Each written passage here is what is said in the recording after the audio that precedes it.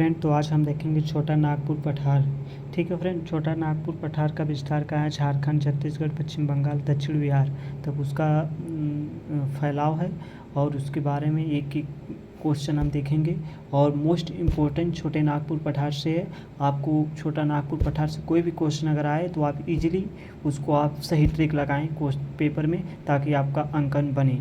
ठीक है फ्रेंड, तो हमारे इस चैनल अभी से टॉपिक पे बने रहिए और आपको फुल कंटेंट छोटा नागपुर पठार से रिलेटेड पूरा है फ्रेंड। ओके फ्रेंड, तो चलिए शुरू करते हैं वीडियो। तो पहले हम लिखते हैं छोटा नागपुर पठार।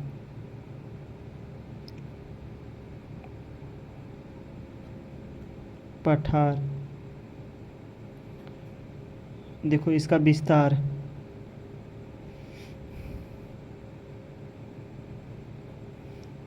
विस्तार विस्तार देखो इसका विस्तार है झारखंड, है झारखंड और पश्चिम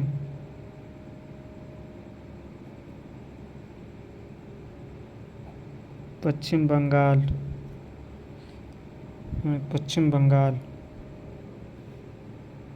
अरे बंगाल, पश्चिम बंगाल, ठीक।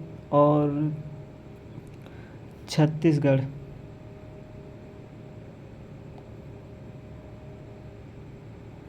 छत्तीसगढ़, ठीक है। उड़ीसा, इसको उड़ीसा का इस तरह लिख दो, उड़ीसा। ये देखो सही अर्थ इसका है उड़ीसा, ठीक।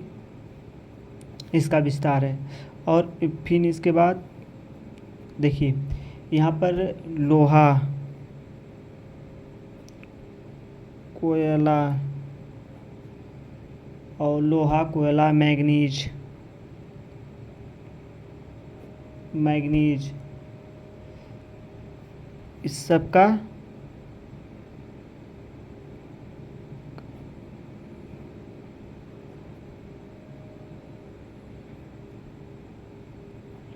भंडार है, ठीक है, पाए जाते हैं। ये लिख लीजिएगा, ठीक, क्लियर। तो आपको इससे आपको अभी और बताएंगे, वीडियो सही नहीं लग रहा,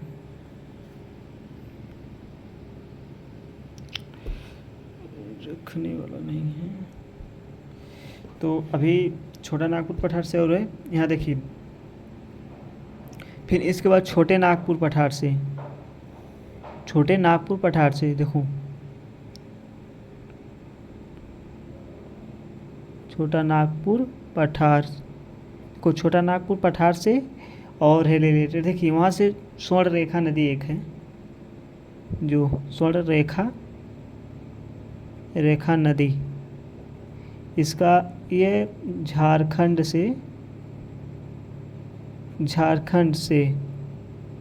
एक रांची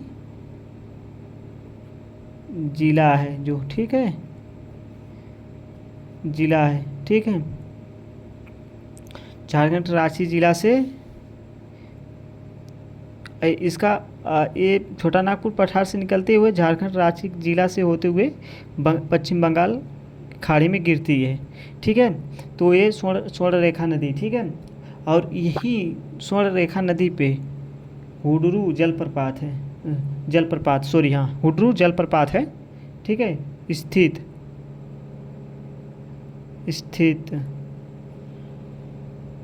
हुडरू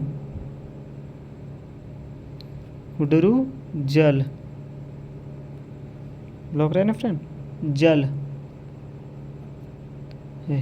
तो आई होप आपको जो भी हमने क्वेश्चन बताया क्लियरली बताया हूँ। और आपको अगर ये आप क्वेश्चन जान रहे हैं तो इसमें से जो भी क्वेश्चन बनेगा, आप बेसिकली आप कंसेप्ट जाने रहेंगे तो आप तुक्का भी लगाएंगे तो आपको सही हो जाएगा, ठीक है।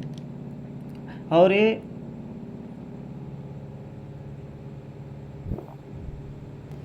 तो अब एक हम पठार का परिभाषा भी बता दे रहे हैं आपको, वैसे भी पठार का परिभाषा जानना जरूरी है आपको। देखो, तो आपको समझ, देखो धरातल का वो स्थल भाग होता है जहाँ, ठीक है, जहाँ जिसका पर्याप्त ऊंचाई हो और चौड़ा हो, सपाट हो, ठीक है। और उसके आस पास की जो भूमि है ऊंची हो, थोड़ा खाई हो, फिर ऊंची हो, उसे हम पठार कहते हैं। तो आई होप में लिखने की इतनी ज़रूरत नहीं है, आपको बता दिया, आपको याद हो जाएगा, इससे लिखने का कोई मतलब नहीं है। तो आप मतलब इसे बताया कि वो धरातल का वो भाग जिसका ऊंचाई ऊंचा हो, सपाट हो, चौड़ा हो, ऊंच खाल हो, ठीक है, उसे हम पठार कहते हैं। ठीक है। अब और एक और हम बता रहे हैं, जिसे झील किसे कहते हैं। झील का मतलब क्या होता है ये भी जानना जरूरी। किसी इस वो किसी स्थल पे पानी का जमाव होना, हाँ, इकट्ठा होना, उसे झील कहते हैं। ठीक है। आई होप आपको समझ में आया होगा।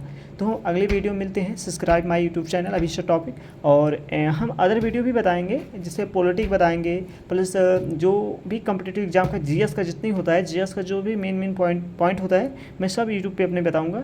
और फ्री ऑफ कंटेंट है और बेस्ट कंटेंट दूंगा, ताकि आपको कोई भी पेपर में, अगर आप मुझसे अगर मेरे यूट्यूब से देख के जा रहे हैं, बाय द वे आ गया, तो उसको आप गलत ना करिए, सही करिए। और जो भी छोटा नागपुर पठार से हमने बताया है, आप किसी भी किताब में दे सकते हैं, और मतलब उससे और इससे बहुत अंतर होगा, मतलब मेरे बताने के हिसाब से, एक्सप्लेन करने के हिसाब से। तो मैं बहुत अच्छा एक्सप्लेन किया हूँ, और ताकि आपको ज़्यादा से ज़्यादा समझ में आए। ठीक है। किताबी भाषा और मेरी भाषा से अलग है, क्योंकि किताबी भाषा से और उसे समझाना बहुत अलग वो होता है। ठीक है फ्रेंड। तो आई होप मेरे समझाए हुए आपको ज़रूर याद हो जाएगा।